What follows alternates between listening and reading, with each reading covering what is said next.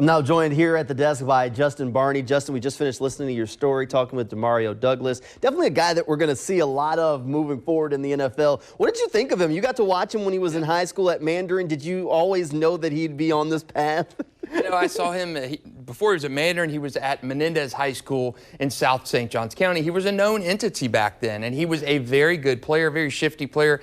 And the thing with Demario, he was a little bit undersized all throughout his high school playing career. But again, he was an exceptional player at Mandarin his senior year. Again, you got Marco Rubio, senator in Florida, tweeting about you from your state championship game performance and encouraging the Florida Gators to sign Demario Douglas and not let him get out of the state. That's how you know you're making impact. He had 4 touchdown catches in that state championship game. He signed with Liberty. You know, ever since then, he's been proving people all wrong, and he has been a fantastic player in college. And I think during the draft process, people have said, man, this Demario guy runs good routes. He's very good at catching the ball, and if you saw him play in high school, you followed him in college, you knew exactly what he had to offer. I think he's an exceptional player. I think he's going to be a good NFL draft pick for some team. All right, there's a handful of other local players who will also be waiting on draft weekend, hoping to hear their name called on one of the days of the draft so they can find a new NFL team.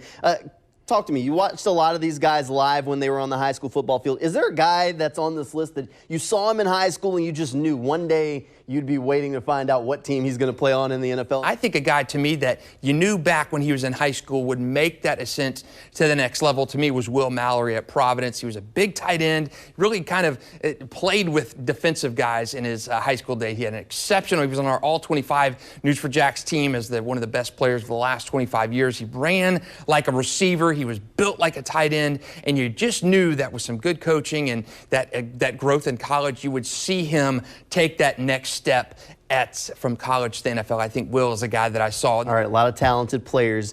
Of course, we want to know who the Jaguars are going to be taking in this year's draft. Justin, if there was one guy from these locals list who could stay home and play here in Jacksonville, we'd love to see them all, but realistically, that's tough to happen. If there was one guy that you could put on the Jaguars for next season, that's one of these local players, who would it be? I thought about Will Mallory because tight end is a position that the Jaguars really need to address. And we've got Luke Farrell on the roster and Evan Ingram, who still hasn't signed his franchise tag. So I thought Will Mallory, but in a sense, I'm going to flip it up. Xavier Hutchinson from Iowa State. He's a Bartram Trail guy. He's big, 6'3". He was a Bolitnikoff Award finalist last year. I think if Jacksonville could somehow get him in, we talk about draft and develop players, I think Xavier Hutchinson could be one of those guys.